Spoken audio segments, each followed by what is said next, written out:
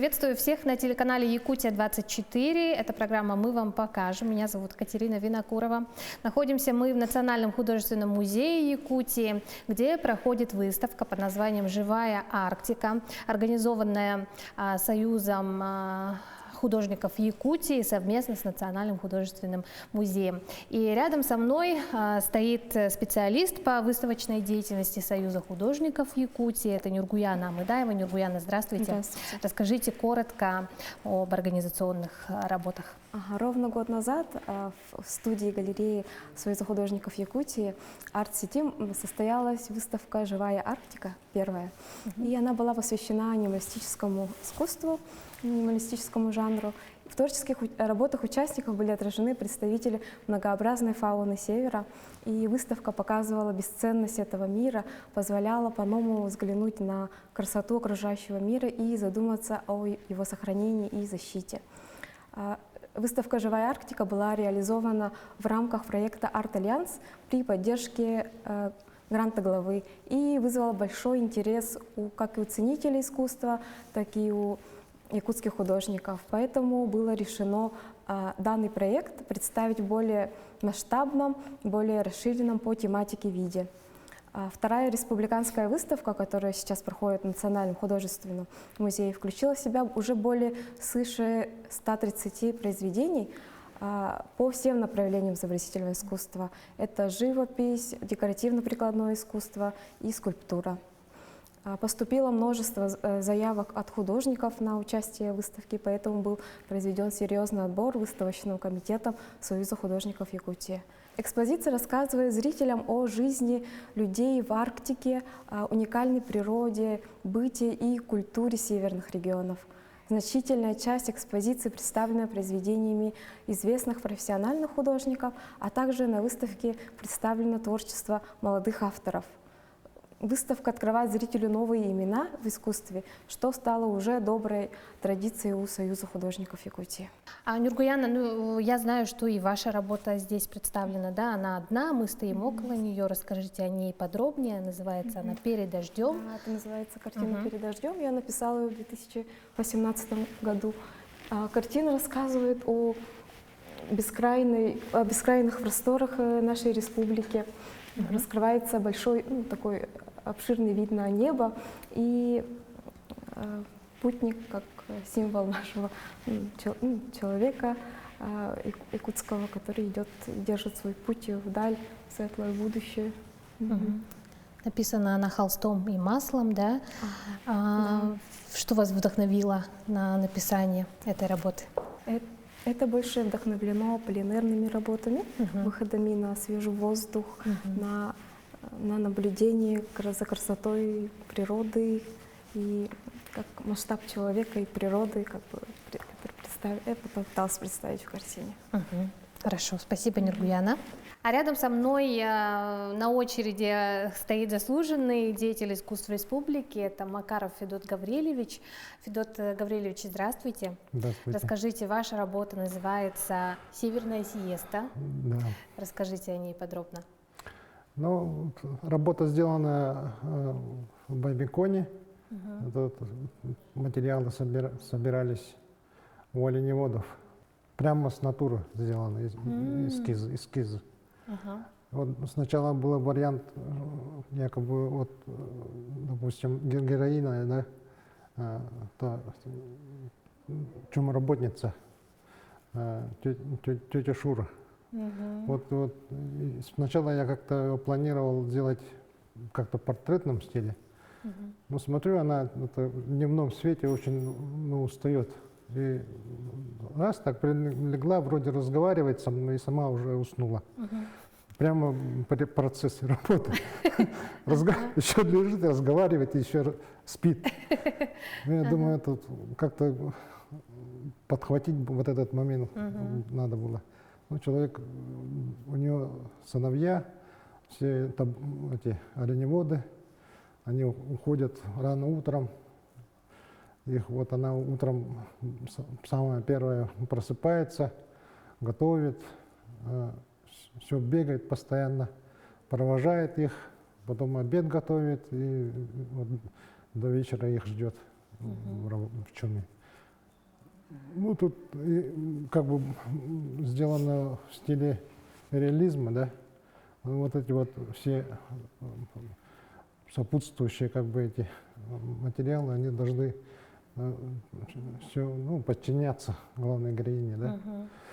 Дополнять ее, да? Дополнять, ага, вот и быт именно, вот быт, вот именно вот формат такой выбран, что это такое вот уединенное, таежное и сконцентрированное вот это внимание, что было на героине, да.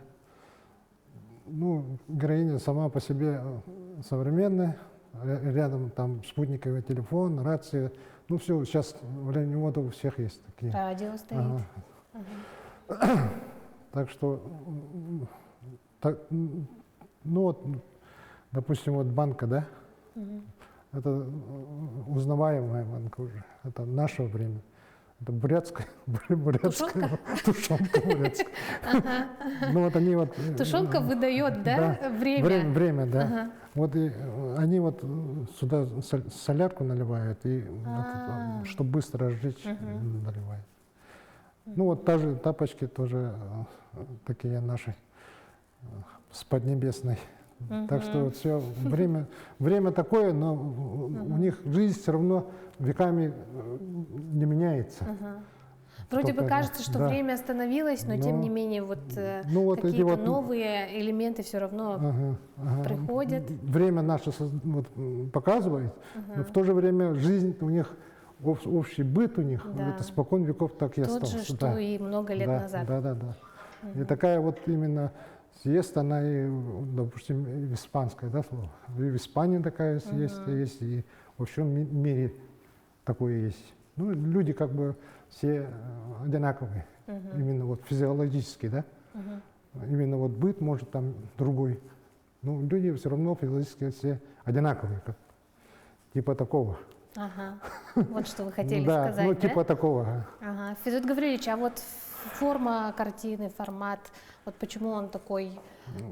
Ну, это сделано с того, что сконцентрировать вот это вот внимание именно вот на вот этот быт оленеводов, да, чтобы он как-то остро ощущался. И как бы они в самом вот замкнутом мире они живут, в тундре, там, в тайге, да, они у них свое там уже, ну, своя жизнь. Они вот вместе с оленями, как кочевой же народ, вот они сами по себе там, они как-то у них жизнь проходит. В это. И вот этот формат, он именно, я думаю, он должен подчеркивать именно вот это вот ихняя замкнутость в пространстве. Интересно. Вот, ну, типа такого.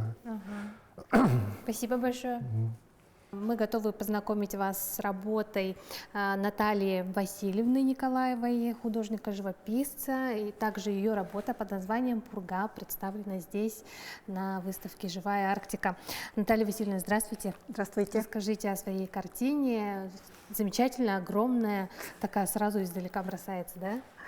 Ну, у меня работа называется «Пурга». Когда вот говоришь «Арктика», то сразу ассоциации такие, там, олени, холод, метель, пурга. И вот меня всегда очень интересовало такое вот, если олени, говорить о оленях, да, то они как бы парят, когда выпас такой оленей, то они парят над тундрой, а у них такое вот специальное, как бы какое-то кружение образуют, да, и вот это вот именно такое а-ля парение, кружение над тундрой я и хотела показать.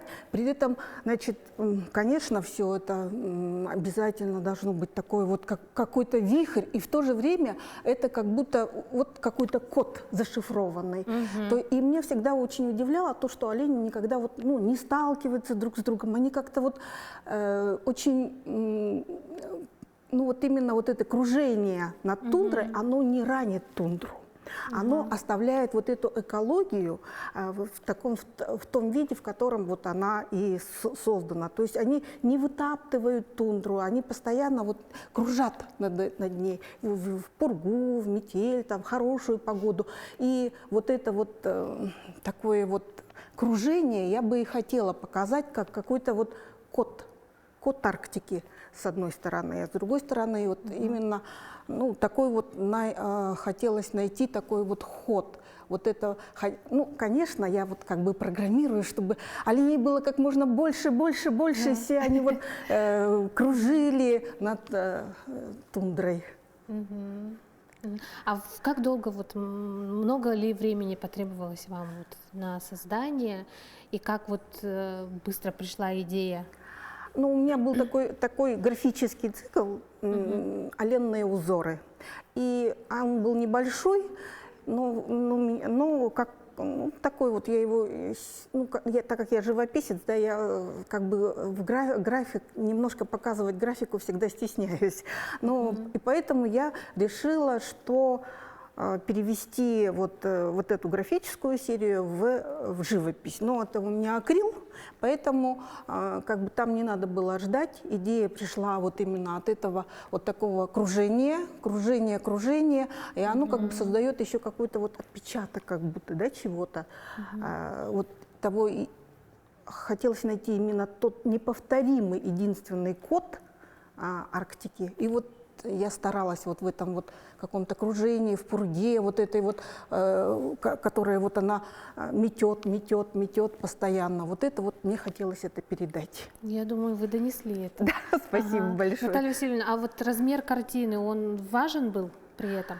Ой, ну, размер картины, дело в том, что ну, каждый художник, да, по-разному чувствует размер. Вот есть художники, которые стараются, ну, могут, вот ощущают такие небольшие работы, да, могут сделать очень так тонко, красиво, ну, очень такие вот маленькие миниатюрные работы или какого-то среднего размера.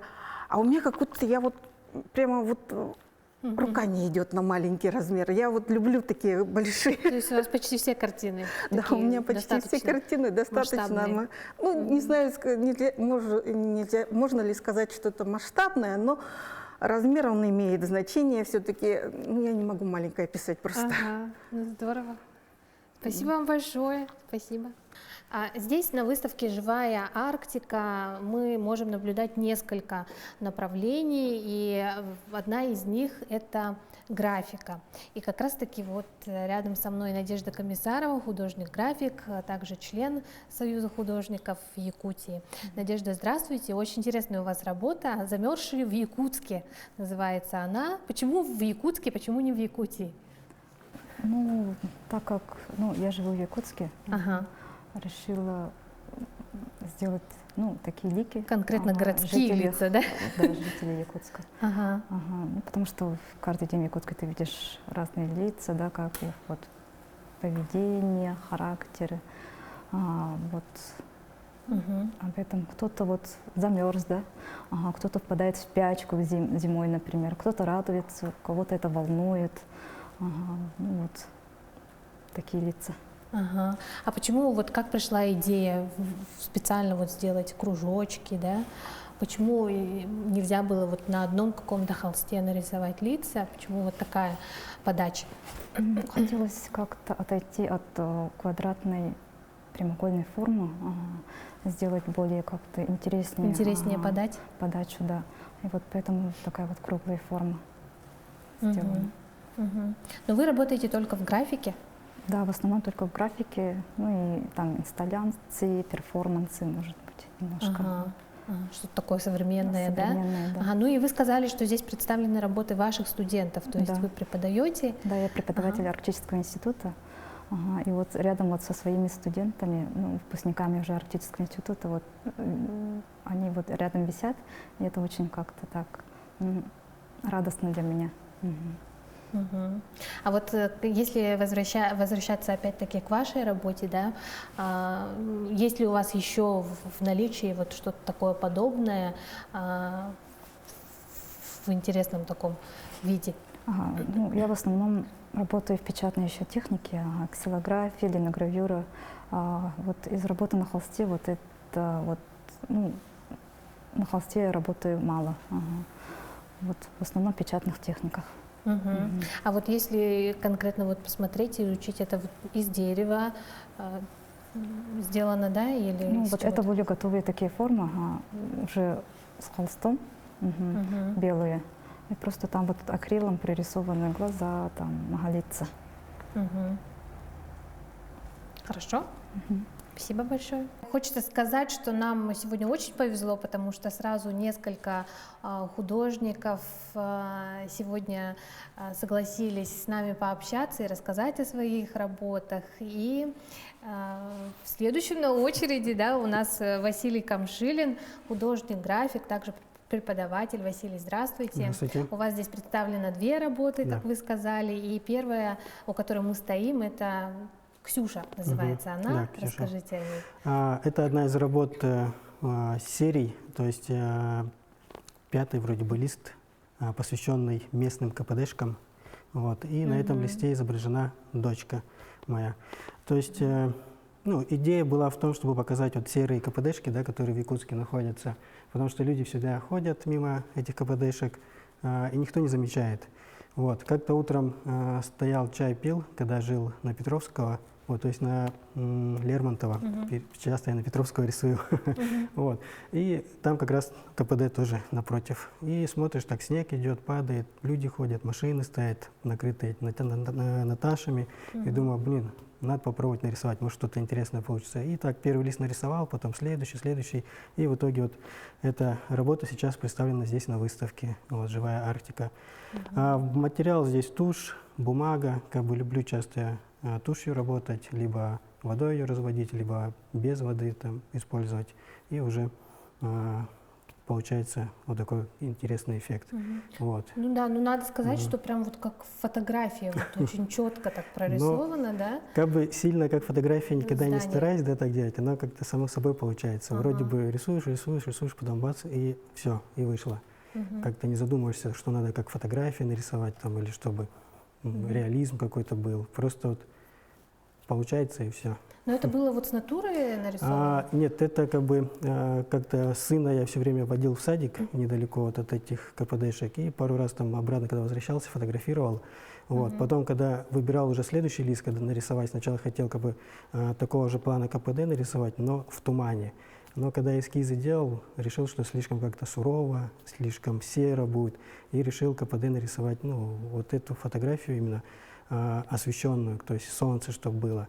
Вот. И потом уже, когда начал рисовать, подумал, что надо фигуру еще поставить, потому что как-то без фигуры слишком безлюдно, и уже нарисовал дочку. Тоже как-то с ней проходили мимо, говорю, о, точно, надо тебя здесь попробовать вставить. И уже, когда эскиз сделал именно вот этой работы, то выбирал, куда именно поставить, сколько части отдать фигуре, и уже в итоге получилось так. Ну и плюс как бы одежда, да, подразумевает то, что погода там минус 35, около 40 градусов, укутанное лицо, теплая одежда, как раз местный климат. Василий, а почему вот любовь такая некая к КПДшкам именно конкретно? Любви как бы нет такой, да, к КПДшкам. Почему вот захотелось запечатлеть как-то именно? захотелось показать другую жизнь этих КПД. То, что они не такие серые, что в них может там что-то другое происходить, как-то по-другому увидеть, да. Вот, потому что эта вот работа как бы Ксюша, да, называется, другая, да, есть у меня работа «Голуби» называется. Там вот, ну, другой ракурс, да, КПДшек, и летний вариант, и на проводах сидят голуби. Хотя голубей-то почти я-то и не видел в Якутске, уже там придумано. Вот. И совершенно другая как бы уже история идет. То есть можно в серости, да, в такой как-то, ну, по-другому, на мой взгляд, решить это все увидеть. И когда зритель видит данные работы этой серии, говорит, блин, даже не додумались бы это все нарисовать, потому что по-другому как-то все увидено, не так, как выглядит всегда. совсем Да. иначе. Ну, это как бы 6 листов изначальных, да, КПД нарисовано, 2 уже находятся в частной коллекции, 2 листа. Да? Как-то сразу быстро их купили, первые листы. Интересно. Вот. Ну, сейчас, чуть попозже, думаю дальше продолжить эту серию КПД, только уже в других там видах КПД такого плана. Вот. Василий, и мы можем подойти к вашей второй картине, да? Вторая картина тоже работа такая зимнего такого, да, формата, называется она «Туман», вид из окна. Почему туман? Ну, хотелось показать то, что в Якутске туманы, да, и во время тумана совсем ничего не видно. Только заметны какие-то фонари, там вдалеке огоньки, окна, и то еле-еле заметные. Вот. И материал здесь я выбрал карандаш, ну, как-то захотелось карандашом порисовать, и с помощью карандаша попробовать передать вот эту всю мягкость, да, ночи туманной. Вот это, можно сказать, первый лист из данной серии туманов. Еще будут дальше продолжения. Вот сейчас как бы идет активная работа над вторым листом. Ну и там уже дальше будет там третий и так далее, и так далее. Вот. А вообще ваше любимое время года зима, получается? Ну, Чаще рисуете что? часто, получается, да, зиму рисую. Ну, а так-то и летние тоже есть работы. Ну, зима почему-то часто как-то всплывает, интерес больше, наверное, к ней, потому что белое, серое какое-то, может, солнечное, да, с тенями там интересными и так далее. Вот. Да, наверное, она у нас более интересная, Ну, да? да. Такая своеобразная. Конечно, потому что сам-то я с юга, если так вот, да, сказать, то там у нас зима совершенно другая. Там выпал снег, полежал, растаял. И нет снега. Да, и не такая как бы температура, не опускается до минус 45, там, допустим, там, ну, минус 30, если минус 32, там что-то такое, и неощутимо так. Потом быстренько все, солнце выйдет, все согреет, и все ходят спокойно. Не так, как в Якутске, укутываешься, 100 одежек одеваешься. Спасибо, Василий. Пожалуйста. Спасибо и всем художникам, которые сегодня смогли подойти, поделиться своим кусочком творчества с нами.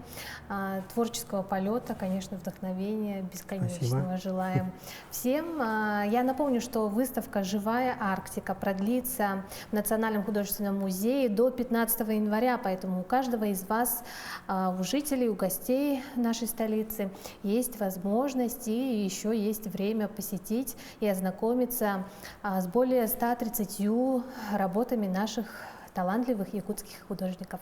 Это была программа «Мы вам покажем». Увидимся на телеканале Якутия 24.